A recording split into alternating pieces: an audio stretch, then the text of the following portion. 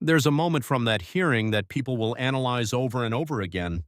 It's when AOC had just finished her attack, calling Tom Homan a family terrorizer, comparing detention facilities to concentration camps, and declaring him the embodiment of the American dream turned American nightmare.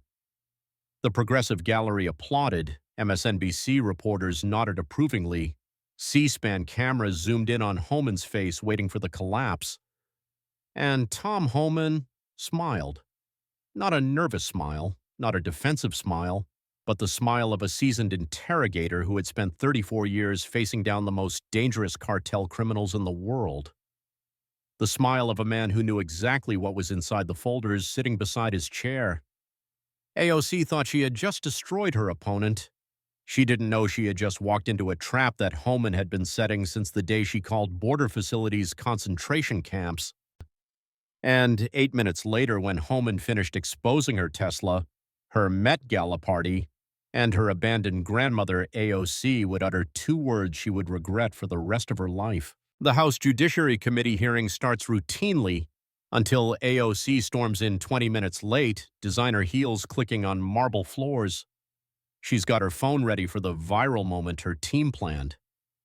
The progressive gallery erupts in applause. Cable news cameras zoom in expecting the usual Homan destruction. But something's different today. Homan sits motionless, thick manila folders stacked beside him like ammunition. He's not defensive, he's not nervous, he's waiting. The 34-year Border Patrol veteran has that look every interrogator fears, the quiet confidence of someone who knows exactly what's in those folders. For weeks, AOC's team has been planning what they call Operation Compassion, the systematic destruction of Tom Homan's credibility. Opposition research files spread across conference tables, strategy sessions running until 3 a.m., press releases pre-written and ready to distribute. The 34-year-old progressive icon has decided this is her moment to become the face of immigration reform. AOC doesn't just want to win this hearing. She wants to create a viral moment so devastating that Homan becomes radioactive to even conservative media. She wants tearful testimony playing on MSNBC for weeks. She wants to make him the face of everything wrong with American immigration policy. Mr. Homan, AOC begins her voice, carrying that familiar moral indignation that's made her a progressive hero. Before we discuss border security, let's address the elephant in the room. The temperature drops. Everyone knows what's coming. How can someone who built a career separating children from their parents credibly discuss family values? How can someone who turned border facilities into concentration camps lecture anyone about human rights? She leans forward, her voice rising with practiced outrage. You've terrorized families for decades. You've made cruelty the cornerstone of immigration policy. You've turned the American dream into the American nightmare. The progressive gallery nods approvingly. Democratic members straighten in their seats. Reporters frantically type on their phones. The C-SPAN cameras zoom in on Homan's face, searching for any sign of the devastating blow landing. But Homan doesn't flinch, doesn't fidget, doesn't launch into angry denials. He smiles. It's a small smile, but it makes everyone in the room slightly uncomfortable. It's the smile of someone who knows something you don't, the smile of someone who's been preparing for this moment longer than you've been preparing to attack him. Years of interrogating cartel members taught Homan to absorb punishment and wait for the opening. The worst thing you can do when facing an emotional attack is panic. The best investigators stay calm, assess the situation, and then strike back with devastating precision. Congresswoman, Homan says, his voice steady and conversational, I appreciate your passion for this issue. In fact, let's have a real conversation about border security and family welfare. His tone hardens just slightly.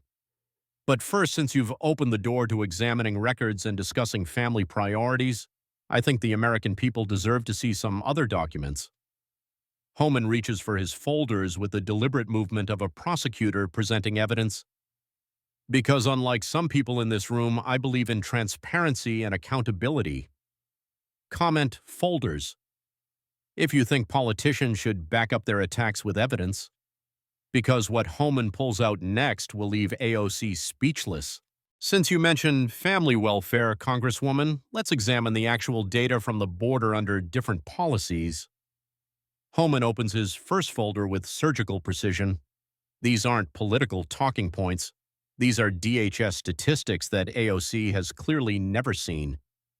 Under the policies you advocate, we've seen 300,000 children go missing in the immigration system, 300,000, Congresswoman. That's more than the population of Pittsburgh. Where are they? The room shifts uncomfortably. This isn't going the way anyone expected. 70,000 Americans died from fentanyl last year, enough lethal doses to kill everyone in your district twice over. The cartels you enable through open border policies made $13 billion from human trafficking alone. Homan pulls out more documents. We've documented people from 53 different countries crossing illegally, including 100-plus individuals on the terrorism watch list. And those are just the ones we caught. But let's make this personal since you like emotional appeals.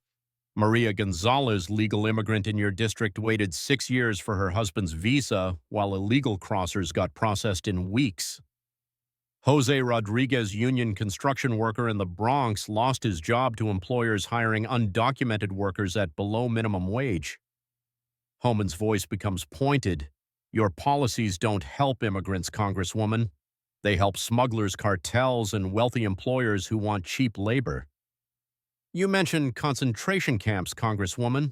Let me tell you about actual concentration camps. Homan's tone becomes educational. I've been to Venezuela. I've seen what happens when law and order collapse. I've documented the gang violence, the human trafficking, the child exploitation that your open border policies are importing to American cities. MS-13 operates in your district, Congresswoman. They recruit children from the very asylum seekers you champion. They traffic drugs through the communities you represent. When was the last time you rode the subway at night in your own district? You know who suffers most from illegal immigration, legal immigrants. The families who waited years, paid thousands in fees, followed every rule. Your policies tell them they're suckers for following the law. Homan pulls out testimonials. I have letters from legal immigrants begging for enforcement. They came here legally and they're watching their communities destroyed by the chaos you call compassion. AOC tries to interrupt with her practiced emotional appeals. These are human beings we're talking about, not statistics. Exactly, Congresswoman. Homan cuts her off smoothly. Human beings, including the victims of the policies you support. Tell me, Congresswoman, how many border facilities have you actually visited? How many cartel investigations have you participated in? How many trafficking victims have you personally rescued? AOC opens her mouth, but no words come out. Her staff frantically passes notes trying to help her navigate waters she's never actually tested. I've spent 34 years in the field, Congresswoman. I've seen the reality behind your talking points. I've held dying children who were given birth control pills by traffickers. I've arrested coyotes who rape women as payment for smuggling. I've documented the violence your policies enable. Homan's voice becomes cutting. So, when you lecture me about compassion, remember that I've actually saved lives while you've been tweeting about it. You can see AOC's confidence wavering. This isn't the defensive, apologetic Homan her team prepared her to face. This is someone who knows more about immigration than she's ever bothered to learn. But Homan is just warming up. The real destruction is about to begin. Hit that like button if you think Experience trumps activism. Comment reality. If politicians should visit the border before making border policy, and subscribe because what Homan reveals about AOC's personal life will end her career. But since you want to discuss compassion and priorities, Congresswoman, let's examine how you personally address inequality in your community. Homan reaches for a different folder, his movement deliberate and confident. AOC's expression shifts from defensive to worried. She hadn't expected this. I believe in transparency, so I took the liberty of reviewing your financial disclosure forms and campaign expenditures. Because when someone lectures others about economic justice, I think their personal choices matter. You represent one of the poorest districts in America, Congresswoman. The median household income in your district is $31,000 per year. These are hard-working families struggling to pay rent, buy groceries, and send their children to college. Homan's tone becomes more pointed. So I was curious, how does someone who claims to fight for economic equality live? How does someone who rails against the wealthy spend their own money? He opens the folder with the satisfaction of someone who's been waiting months for this moment. Let's find out together. According to your most recent financial disclosures, you purchased a Tesla Model 3 for $58,000. That's more money than the average family in your district makes in 2 years, Congresswoman. The room goes silent. You can hear cameras clicking rapidly. But it gets more interesting. You finance this luxury vehicle while advocating for the Green New Deal, a plan that would make cars unaffordable for the working families you claim to represent. Homan pulls out more documents. Your congressional salary is $174,000 per year. After taxes, you take home about $120,000. You spent half your annual take-home pay on a car while your constituents choose between groceries and gas money. You lecture Americans about carbon emissions while driving a luxury electric vehicle that costs more than most people's homes are worth. You tell working families to sacrifice for the climate while you upgrade to premium everything. Homan's voice becomes cutting. Which family in the South Bronx can afford a $58,000 car? Congresswoman. Which of your constituents should give up their used Honda Civic to save the planet? But here's what really interests me. You bought this Tesla 6 months after Amazon pulled out of New York because of your activism. You cost your district 25,000 jobs, then bought yourself a luxury car. How does that work exactly? But the Tesla is just the beginning, Congresswoman. Let's discuss your $35,000 Met Gala ticket. AOC's face goes pale. This is information that wasn't supposed to be public. While your constituents were locked down, businesses closed, families struggling, you attended the most exclusive party in America, a $35,000 ticket to rub shoulders with billionaires while wearing a dress that says "Tax the Rich." Homan's tone becomes devastating. You spent more on one night of partying than most families in your district make in a year. You socialized with the exact wealthy elite you claim to oppose. You literally wore "Tax the Rich" while partying with people who avoid paying taxes. So help me understand, Congresswoman. How do you justify lecturing working families about sacrifice while living like the wealthy elite you claim to fight? How do you talk about economic justice while spending more on accessories than your constituents spend on housing? The committee room is dead silent. Even Democratic members look uncomfortable. AOC opens her mouth, but no words come out. Smash that like button if you think politicians should live like the people they represent. Comment Tesla if $58,000 cars aren't working class. Subscribe because what Homan reveals about her family next will shock you. But since you opened this hearing by attacking my record on family welfare, let's have an honest conversation about family responsibility. Homan's tone becomes more personal, more pointed. AOC senses real danger now, but can't stop what's coming. You see, Congresswoman, when someone lectures others about caring for families, I think their own family choices matter. When someone claims moral authority on compassion, their personal compassion gets scrutinized. He reaches for another folder, this one thicker than the others. And your record on family care is interesting. After Hurricane Maria, you did something admirable. You raised awareness about Puerto Rico's struggles. You posted photos of your grandmother's damaged house. You talked about the pain of watching family suffer. Homan's voice takes on a prosecutorial edge. And the American people responded. They donated money, lots of money. Over $100,000 was raised through various campaigns you promoted. But here's what's fascinating, Congresswoman. Multiple conservatives offered to personally pay for your grandmother's repairs. They offered contractors materials, everything needed to fix her house immediately. The room is riveted. This is information most people never heard. GoFundMe campaigns raised six figures. Individual donors sent thousands. Everyone wanted to help your abuela because they believed your story about family compassion. So imagine my surprise when I learned that your grandmother is still living in that damaged house, still dealing with the same problems you publicized, still suffering while you drive your Tesla and attend $35,000 parties. Gasps echo through the gallery. Even reporters look shocked.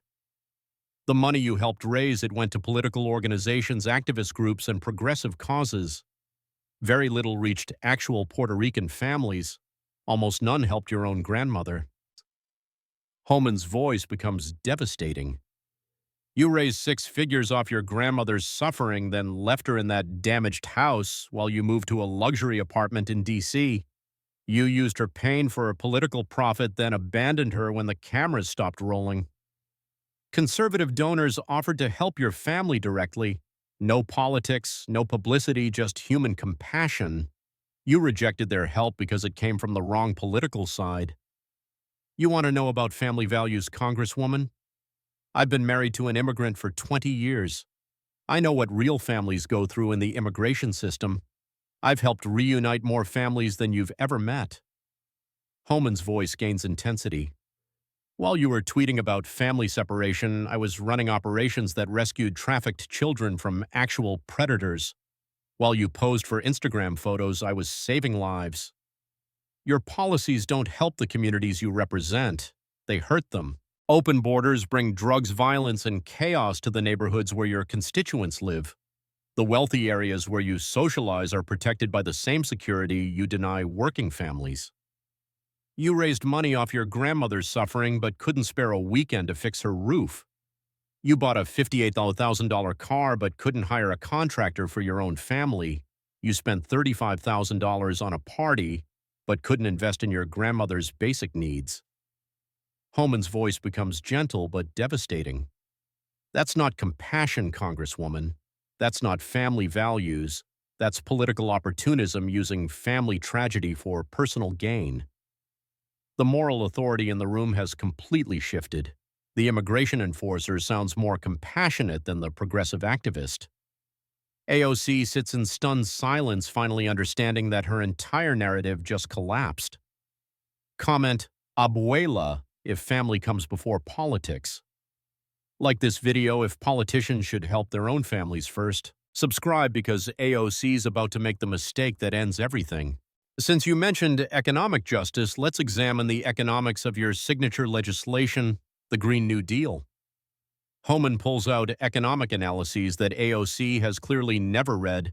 Independent economists estimate your plan would cost $93 trillion over 10 years.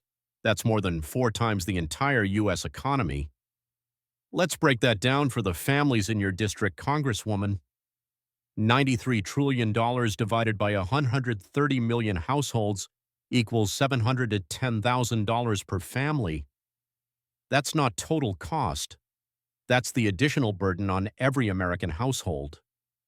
The numbers hit like physical blows. You can see people in the gallery doing quick math trying to comprehend the scale. A family making $31,000 in your district would owe $710,000 for your environmental plan. That's 23 years of their entire income before taxes, before food, before housing, before anything else. But here's the real problem with your plan. It eliminates nuclear power.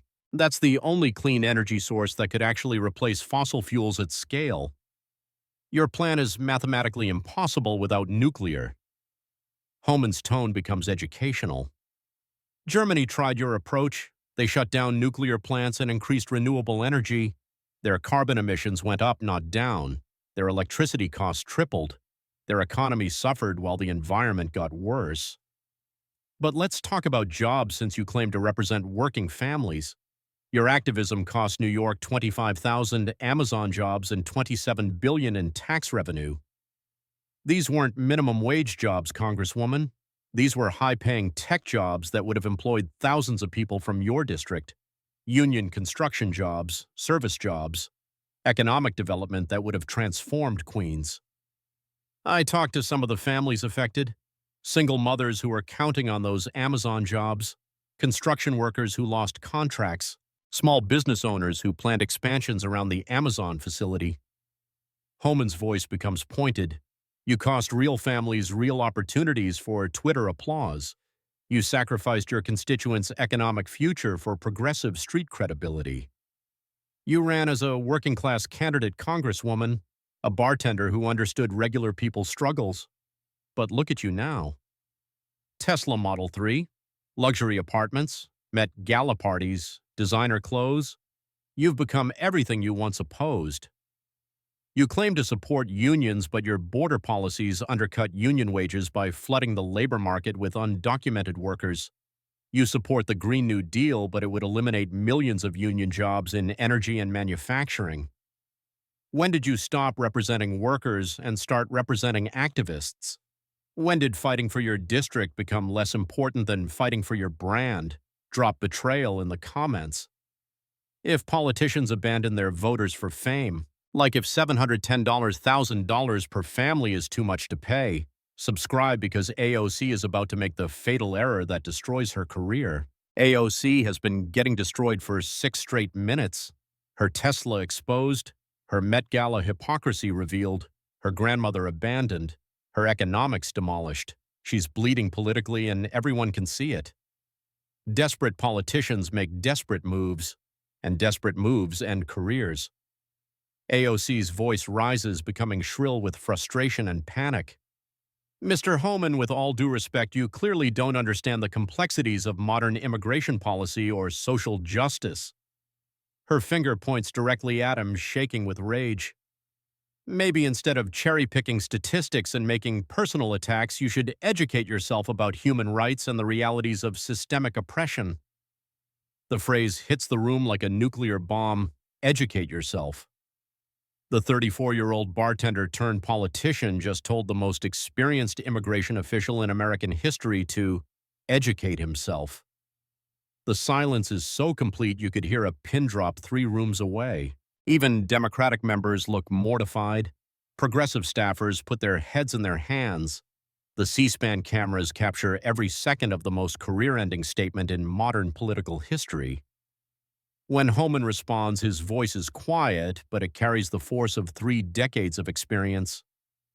Educate myself, Congresswoman. The way he says it, with that mixture of disbelief and controlled anger, immediately tells everyone that AOC just made the biggest mistake of her life.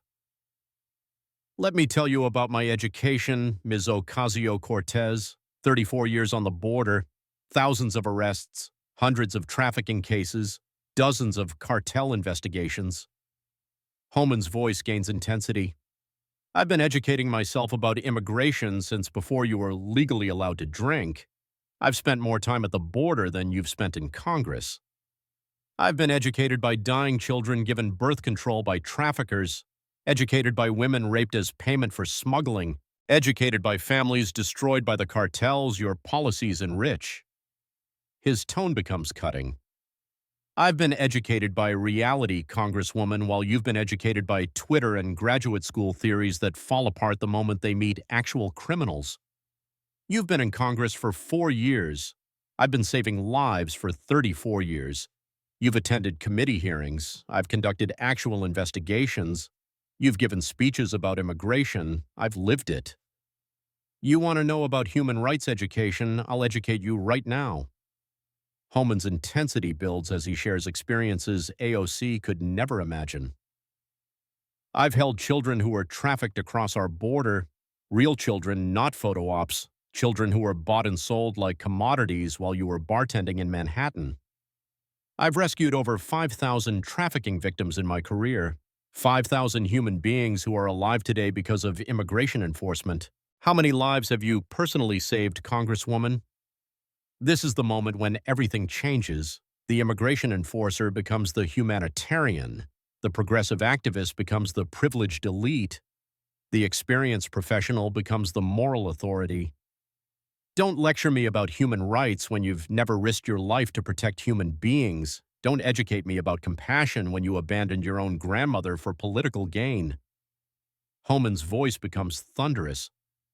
I've been educated by every family reunion I've made possible through proper immigration channels, educated by every legal immigrant who thanked me for maintaining order so they could build better lives. I've been educated by Border Patrol agents who die protecting our sovereignty, educated by ICE officers who sacrifice their safety to stop human traffickers, educated by families destroyed by the chaos you call compassionate policy. His voice drops to almost a whisper but somehow carries to every corner of the room. So when a bartender who's been in Washington for 4 years tells me to educate myself about immigration, I have to wonder, what exactly are you going to teach me? How to ignore trafficking victims for Instagram likes, how to abandon family members for political points, how to cost working families their jobs for activist approval. Homan sits back his moral authority absolute. I've been educated by 34 years of reality, Congresswoman. Maybe it's time you got educated by something other than social media and socialist theory. The destruction is complete. The moral authority has shifted entirely. The cameras have captured the most devastating political moment of the decade.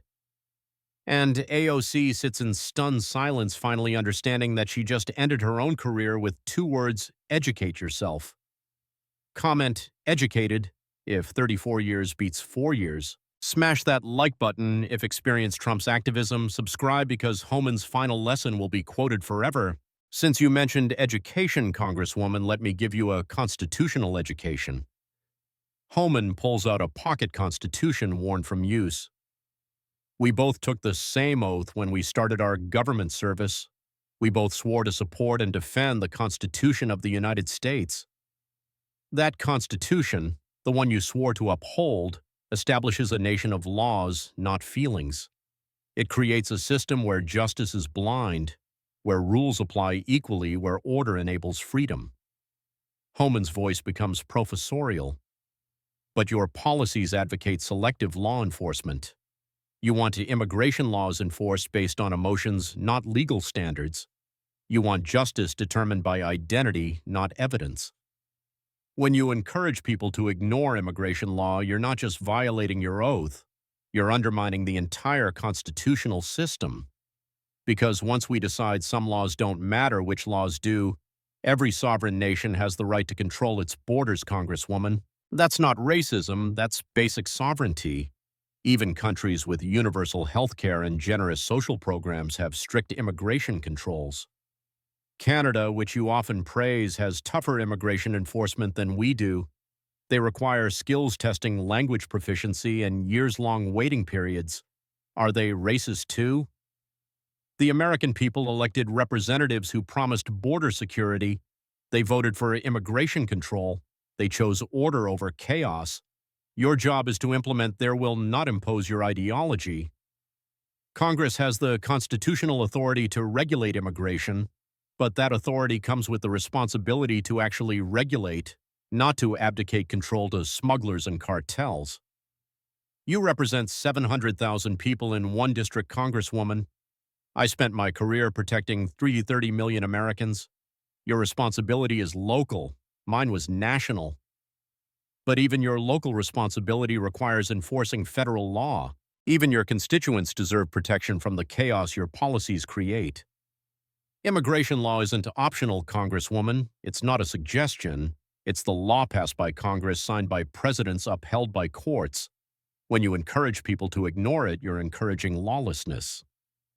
The Constitution you swore to uphold created a system of ordered liberty. Order first, then liberty. Because without order, liberty becomes chaos. Without law, freedom becomes anarchy. Homan's voice becomes definitive. Your policies don't promote freedom, they promote chaos. They don't help immigrants, they help criminals. They don't serve justice, they serve politics.